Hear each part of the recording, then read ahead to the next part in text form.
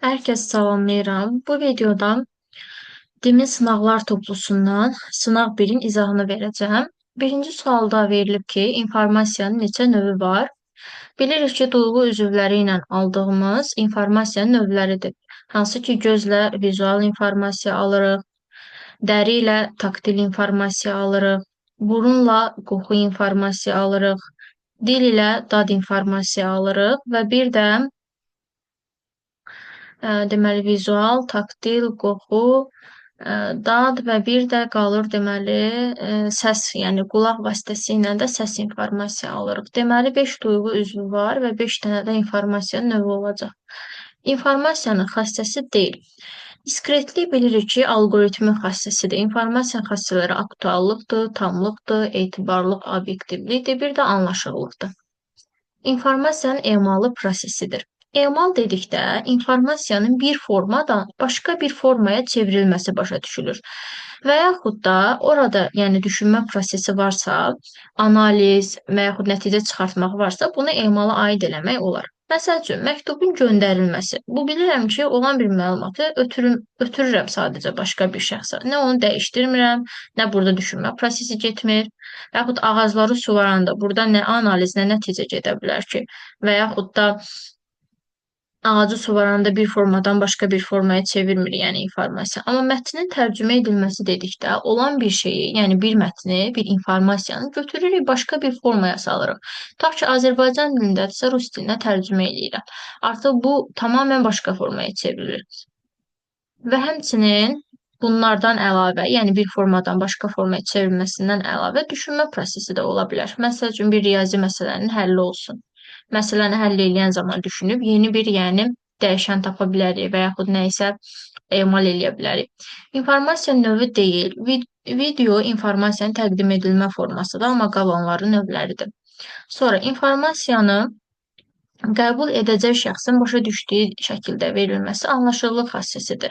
Məsəl üçün, bilmədiyimiz bir dildə verilsəydi bu test, bu bizim üçün anlaşıqlı olmayacaqdı. Amma bildiyimiz dildə olduğuna görə, yəni bizim qəbul edən şəxsin başa düşdüyü şəkildə veribsə, anlaşıqlıq xassəsi ödənir. Doğru ifadəni tap. Cari zamana uyğun olan informasiya aktualdır. Bəli, elə bu doğru fikirdir. Ümumiyyətlə, cari sözünü görsək, bilin ki, bu aktuallıq olacaq. Cari zaman hal-hazırda yaşadığımız andır. Yəni, bizə hal-hazırda verilən informasiya aktual informasiyadır. Məsələn, sabah tutaq ki, dərs olmayacaq və yaxud da hazırlıq olmayacaq və yaxud da başqa bir tədbir olmayacaq. Əgər bu tədbirin olmadığını həmin tədbirə gedən şəxs əvvəlcədən bilirsə, onun üçün o aktualdır. Amma bilməyib, məsəl üçün məlumat göndərmişik ki, sabah tədbir olmayacaq və o şəxs o məlumatı görməyib, tədbirə gedib qayıtdıqdan sonra o məlumatı görürsə, onun üçün həmin məlumat aktuallığını itirir. Çünki lazım olan vaxtda o məlumatı görməyib. Tədbirə gedib qayıdandan sonra o məlumatı görmək onun üçün artıq aktuallığını itirir. Bir sözlə, yəni lazım olan vaxtda verilən faydalı informasiya. Lazım vaxtda mənə verirsə, faydalıdırsa, deməli aktualdır. İnformasiya tamdırsa həmişə aktualdır fikri səhvdir. Elə tam informasiya ola bilər ki, dünəndə qala bilər, yəni aktuallığını itirə bilər. Və yaxud elmi məqalələrdə deyilir ki, informasiya həmişə aktualdır. Xeyr, bu da səhvdir. İnformasiya başqasının fikrindən asılı deyilsə, o aktualdır. Xeyr, bu obyektivliyin tərifidir. Etibarlı mənbələrdən alınan informasiya aktualdır. Xeyr. Ola bilər ki, düzgün məlumatdır, amma aktuallığını itirə bilər. Sezar üsulu ilə şifrələnmiş film sözünün şifrini müəyyən edin. Deməli, deyir ki, Sezar üsulu ilə şifrələnmiş bu film sözünü, şifrəsini müəyyənləşdirin. Bu artıq şifrələnmiş sözdür. Biz hansı sözü şifrələyib film sözünü almışıqsa, onu tapırıq. Onda geri qayıtmalıyıq da, belə çıxır ki, F hərfindən baxıram ki, ya A-ya getməliyəm, ya da B-yə getməliyəm. Baxıram ki, 1, 2, 3, 4. Məsəl üçün, 4 hərf sola gedəndə B-ni alıram. Baxıram ki, i-dən də 4 hərf sola gedəndə eyni şey alacam mı? 1, 2, 3, 4 gəlib e-yə düşəcək. Hələ ki, b, e var məsəl üçün. Bunu çıxıram, bu düz gəlmir. Sonra l-dan 4 hərf sola gedirəm. 1, 2, 3, 4 h-ya düşür. M-dan da 4 hərf sola 1, 2, 3, 4 i-yə düşür. Elə təxminən aldım. Əgər bu ilə ödənməsəydi, məsəl üçün heç biri, onda F-dan A-ya gedib yoxlayacaqdım. Sezar üsulu ilə şifrələnmiş disk sözünün şifrini müəyyən edin və deyir ki, K 5-dir. Deməli, disk sözünün şifrəsini bu dəfə müəyyənləşdiririk. Yəni bu sözü şifrələyirik. Onda K açarı 5-dirsə, yəni biz 5 vahid sağa gedəcək. D-dan 5 vahid sağa getsək, 1, 2, 3, 4, 5 gəlib düşəcək deməli i-yə. 1, 2, 3, 4, 5. Aha, sonra i-dən 5 hərf sonranı axtarsa, 1, 2, 3, 4, 5 n-ya. Sonra s-dan 5 hərf sonra 1, 2, 3, 4, 5 x-ya. K-dan da 5 hərf sonra deməli 1, 2, 3, 4, 5 p-ya. Olur 8-də Y bəndi. 9-da verilib ki, şagird Paint proqramında ağ-qara təsviri rəngləyir. Deməli, o, bu təsvir üzərində hansı informasiya prosesini yerinə yetirir? Artıq bu emaldır. Çünki o olan bir şəkli, yəni ağ-qara ona şəkil verib və o şəkli o rəngləyirsə, onu dəyişdirir. Həm də orada düşünmə gedir ki, necə rəngləmək lazımdır. Yəni, olan bir şey dəyişib başqa formaya salırsa, deməli, emal etmiş olur. Onda informasiyanın qrafik təqdim olunmasına aid deyil. Qrafik şəkildir. Elə şəkil olanları çıxanda səs yazısı qalır bir dənə. Hansı növ antiviruslar vaksinləşmə yolu ilə virusları aldadaraq proqramların yoluxmasının qarşısını alır? İmmunizatorlar da deyirlər. Buna başqa cür elə vaksinlər də deyirlər. Bu antiviruslar fayllara ümumiyyətlə daxil olur və onlar virusa yoluxdurmuş kimi göstərir. Və viruslar gəlir baxır ki, bu faylda virus var, ona ilişmir, geri qayıdır. Halbuki virus yoxdur ha. Sadəcə bu proqram, yəni faylı virusa yoluxdurmuş kimi göstərir. Bir növ, yəni virusları aldadır da. Ona görə vaksinlər və yaxud da immunizatorlar adı verilib. İnformasiyanın kompleks mühafizə sisteminə aid deyil. Şəxsi mühafizə deyə bir şey yoxdur, amma təşkilatı, proqram, qanunverici və s. digər mühafizə sistemləri mövcuddur. Antivirus proqramı deyil. Disk defraqmentasiya deməli utilitlərə aiddir, amma qalanları antivirusların adlarıdır. Uyğunluğu müəyyən edin. Əməliyyat sistemini yaxşı bilən və onun nüvəsini yenidən proqramlaşdıran şəxslər hackerlardır ki, yəni bunun üçün xüsusi proqram yazıb başqasının kompüterinə icazəsiz daxil ola bilir və yaxud oradakı məlumatları ələ keçirə bilir. Sonra 2 gəlir, daha doğrusu sonra 2-də verib ki, müxtəlif proqramların üzünün çıxarılmasına qoyulan müdafiəni ləğv edə bilən, lakin proqramın zəif yerlərini araşdırıb tapa bilməyən mütəxəssislərə deməli deyilir krekerlər. 2 olur C, bir dənə 3 qalır. 3-də də verib ki, hackerlıq sahəsində kifayət qədər biliyə malik olmayan, lakin digərlərinin utilitlərinə istifadə edərək təhlükəsizlik sisteminə ziyan verən şəxslər də script kit, yəni ssenari uşağı 3-də A, 1-ə B, 2-ə C, 3-ə A-da Y variantı olur. Bazar günü Arif dostunun evinə qonaq gedir, lakin ona qarşıda dayanacaqdan avtobusa minib geri qayıda biləcəyini deyir. Arif dayanacaqda 3 fərqli nömrəli avtobus görür və anlayır ki, dostuna verdiyi informasiya ona geri qayıtmaq üçün qərar qəbul etməyə kifayət etmir. Ona verilən informasiyada hansı xassə ödənilmir? Əgər verilən informasiya qərar qəbul etməyə kifayət etmirsə, deməli o tam deyil. Çünki yəni dostu ona 3 fərqli nömrəli avtobusdan hansına minəcəyini deməyib, yəni informasiyanı tam şəkildə verməyib. Sadəcə deyib ki, yəni avtobusa minib geri qayıdacaqsan. Hansı nömrəli avtobusu desəydi artıq tam olardı. Tamlıq pozulub. Cari zamana uyğun olan informasiya aktualdır. 1-ə B. Ayrı mənbələrdən üst-üstə düşən informasiya etibarlıdır. Başqasının fikrindən asılı olmayan informasiya da obyektivdir.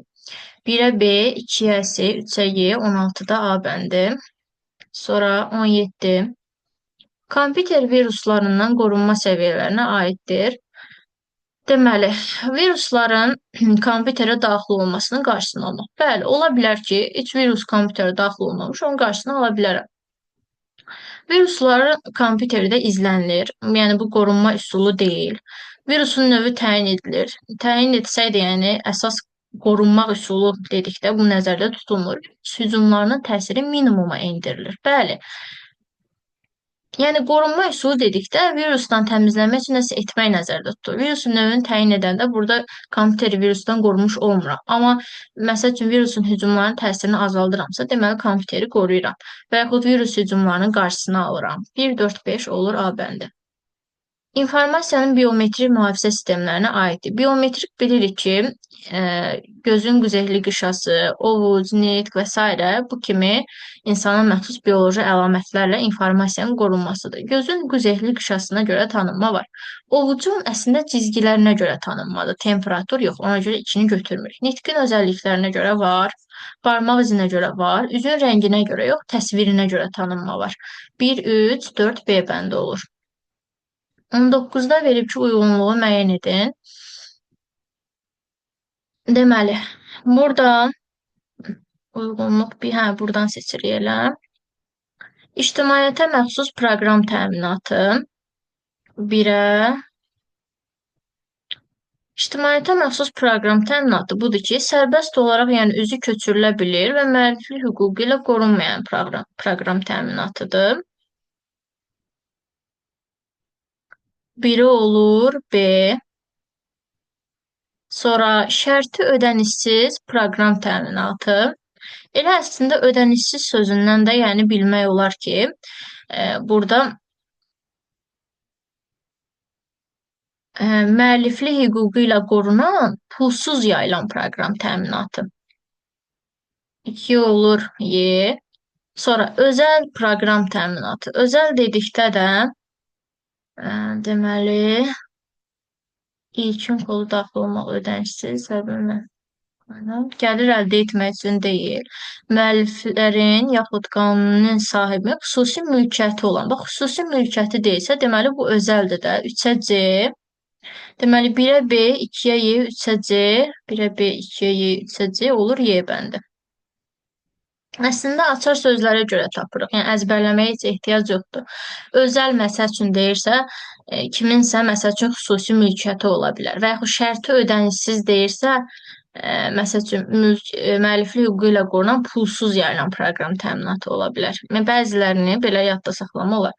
Uyğunluğu müəyyən edin. Mətn informasiya, ədəd və səs informasiya. Riyazi ifadə, ədəd, elə ədəd sözündən də görünür ki, bu ədədi olacaq. Söyüş şırıltısı, telefon zəngi, bu sadədir də, yəni səsə aiddir. Film, klip, videoçarx. Deməli, bunu heç birinə aid götürmürük, çünki bu video formasında təqdim olunmadır. Şəkillər, sxemlər, qrafikdir, bu da yoxdur. Şeir, hekayə, reklam, bəli, bu mətindir. 1-ə Y, 2-yə A, 3-ə də B olur, 20-də C bəndi. Süzgəc antivirus proqramları fəaliyyəti nədir? Süzgəclər ümumiyyətlə viruslar kompüterə məsəl üçün nəsə bir müraciət edir və yaxud da ki, zərər vurmaq istəyirdi. Həmin o vurduqları zərərin qarşısını almaq üçün etdikləri də məsəl üçün virusların kompüterə zərər vurmaq üçün etdiyi müraciətləri tutan proqramlardır. Burada olur A variantı ki, virusların əməliyyat sisteminə etdikləri müraciətləri tutur, təhlükəli əməliyyatlara nəzarət edir. Təkcə yoluxmuş faylları aşkarlamır, həm də onlar ilkin durumuna qaytarmağa çalışır. Bu həkimlərdir, doktorlar, yəni vaksinləşmə yolu ilə virusları aldadan vaksinlərdir. Hər hansı məlum virusa yoluxan faylları tapan detektorlardır. Əməli yaddaşda və xarici qurğularda yalnız ona məlum olan virusların axtarışını təmin edir. Və elə bu da detektorun tərifidir. İnformasiyanın yadda saxlanması prosesidir. Mətnin oxunması qəbul etmədir, yadda saxlamaq deyil. Şagirdlərin siyahıya alınması, elə deyir ki, yadda saxlanma prosesi deyil, onda mətnin oxunması çünki qəbul etmədir. Şagirdlərin siyahıya alınması, bəli, saxlamadır. Dəftərdə müəyyən qeydlər aparanda yenə də saxlayıram dəftərdə. Diskə nəyisə yazıramsa saxlayıram, cədvəldə nəyisə qeyd edirəmsə saxlayıram. O mətni oxuyanda informasiyanı qəbul edirəm. İnformasiya ötürülmə prosesində iştirak edən elementləri ardıcıllıqla qeyd edir. Birinci gəlir informasiyanın mənbəyi. Sonra gəlir kodlaşdırıcı qurğu, sonra rabitə kanalı, sonra dekodlaşdırıcı qurğu, daha sonra da gəlir informasiyanı qəbul edən. Məsəl üçün, informasiya mənbəyindən, bir kompüterdən hər hansı bir məlumat, tutaq ki, A, B, C, belə bir məlumatdır. Bu kodlaşdırılır, kompüterə yazılır. Kompüterdə 0, 1 və s. bu formada kodlaşdırır. Hər hansı bir rabitə kanalı ilə, telefon xətti modem vasitəsilə göndərir digər kompüterə. Bu da dekodlaşdırır. Axı bu kodu ilkin vəziyyətə qaytarmalıdır ki, informasiyanı qəbul edən onu, yəni oxuya bilsin. Deməli, informasiya mənbəyi 3, kodlaşdırıcı qrupu 5, rabitə kanalı 2, dekodlaşdırıcı qrupu 4 və qəbul edən də 1. 3, 5, 2, deməli 4, 1. Troyan virusların növləri uzaqdan idarəetmə utilitləri, casuslar, bir də reklam proqramları 1, 2, 5. Müəllim dərsi izah edərkən şagirdlər hansı növ informasiya alır? Görürlər, yəni lövhədə yazırsa və yaxud da ola bilər ki, cədvəldə göstərər və s. Görmədir. Bir də səs informasiyadır. 1, 2. İnformasiyanın biometrik mühafizə sistemlərinə aid olanları. Barmaq izinə görə tanınma var, bu yoxdur. Üzə görə tanınma var, bu da yoxdur. Nitqin özəlliklərinə görə tanınma var. 1, 3, 5. İnformasiya uyğunluğu müəyyən edin. İnformasiyanın xassələri: tamlıq, bir də anlaşıqlılıq, proseslər də ötürülmə, bir də emal. Burada diskretli heç birinə aid olmur. Apple sözü K1, Home sözü isə K2 açarla şifrələnir. Uyğun olaraq bu, yəni ifadələr alınır. K1 və K2 açarlarını təyin edib, K1 plus K2-yə uyğun olaraq bu sözü şifrələ deyir. İndi Apple sözünü bu açarla şifrələyib, yəni bu sözü alıbsa, onda K1-i tapmaq asandır. Baxıram ki, A hərfindən Y hərfinə neçə addım gedib. A-dan Y-yə getmək üçün 1, 2, 3, 4. 4 addım yerini dəyişib. Deməli, K1 4-dür. Birinci hərfə görə heç tapdım, qalanlarına baxmasam da olar. Home sözündən bu sözü alıbsa, H hərfindən K hərfinə neçə addım yerini dəyişib. H-dan K-ya gedəndə 1, 2, 3 addım. Deməli, K2 də olur 3. K1 plus K2 də mənə K-nı verir 7-ni. İndi də deyir ki, 7 açarına görə table sözünü şifrələ. Və deməli, T-dan 7 hərf sonradan axtarsaq, 1, 2, 3, 4, 5, 6. Görürəm ki, burada hərf qutarır, onda əvvələ geri qayıdıram. 6-dan sonra 7 gəlib A-ya düşür. A hərfindən 7 hərf sonra 1, 2, 3, 4, 5, 6, 7 H-ya düşür. Deməli, B-dan 7 hərf sonra onda i-yə düşəcək, yəni H-dan sonrakına. L-dan 7 hərf sonra 1, 2, 3, 4, 5, 6, 7 S-ya düşür. E-dən 7 hərf sonra da 1, 2, 3, 4, 5, 6, 7 L-ya düşür. Belə bir söz alınır. Sonra 28 bu idi. 29-da verilib ki, A ədədinə aşağıdakı göstərilmiş əmrlər tətbiq edilir. A ədədinə bir əlavə et, alınan nəticəni kvadrata yüksəlt, nəticədən 2 çıx deyir. Bu əmrlər bu ardıcıllığı ilə 2 dəyişənə tətbiq olunsa, A dəyişəninin qiyməti bu prosesdən sonra neçə olar? Deməli, 2-dirsə, əvvəlcə bir əmrini tətbiq edirəm. Yəni, birdə də deyir ki, A dəyişəninə bir əlavə elə. İkincisine 1 gəlirəm, 3 alıram. Bu birinci addım. Sonra verib üçüncü addım. Üçüncü addımda da baxıram ki, alınan nəticədən 2 çıxmalıyam. Yəni 3-dən 2 çıxıram, 1 alıram. Sonra 2 addımını yerinə yetirməliyəm. Alınan nəticəni kvadrata yüksəlt. Kvadrata yüksəldib yenə 1 alıram. Sonra gəlir yenə 1. Deməli, alınan nəticəyə 1 əlavə et. 1-in üstünə 1 gəlib 2 alıram. Sonra gəlir deməli yenə 3. Deməli, alınan nəticədən 2-dən 2 çıxıb 0 alıram. Sonra gəlir deməli 1. Birdə də deyir, alınan nəticəyə 1 əlavə elə. 0-ın üstünə 1 gəlib 1 alıram. Və bitir. Deməli, doğru cavab olur 1. Rəqəmlərin müxtəlif olan ixtiyari 3 rəqəmli natural ədədin rəqəmlərinin kvadratları yanaşı yazılaraq yeni ədəd alınır. Alınmış yeni ədədin rəqəmləri cəminin ən çox neçə ola biləcəyini müəyyənləşdirin. Belə ki, yəni ixtiyari 3 rəqəmli natural ədədin rəqəmlərinin kvadratlarını yanaşı yazıb təzə ədəd almalıyıq. Bunun cəminin də ən çox neçə ola biləcəyini təxmin etməliyik. Əvvəlcə baxıram ki, ədədin, yəni ümumiyyətlə hansı rəqəmlərin kvadratları neçə edir? 1-in kvadratı 1, 2-nin kvadratı 4, 3-ün kvadratı 9, 4-ün kvadratı 16, 5-in kvadratı 25, 6-nın kvadratı 36, 7-nin kvadratı 49, 8-in kvadratı deməli 64, 9-un kvadratı isə 81 eləyir. Mən baxıram ki, hansı 3 rəqəmi yanaşı yazsam, onların kvadratlarının cəmi daha çox olar. Təbii ki, 49-u mütləq götürəcəm, 7 var. Çünki 49-un rəqəmləri cəmi 13-ü verəcək. Biri 7. Sonra burada baxıram 64. 6 ilə 4-ün cəmi 10 eləyir. Ona görə 8-i də götürürəm. Və bir də baxıram o birlərə. 2 ilə 5-in cəmi 7 eləyir. Bu da 7-dir. Ya 3-ü götürə bilərəm, ya da 9-u götürə bilərəm. Olsun 9. Bunların kvadratlarını yanaşı yazanda 49, 64, 81 bu formada onların cəmindən mən alacağam 13, 10, bir də 9. Deməli 23-ün üstünə də 9 gələndə alınacaq 32. Doğru cavab olacaq 32. Bu videoluq bu qədər. Gələn videoda görüşənədək.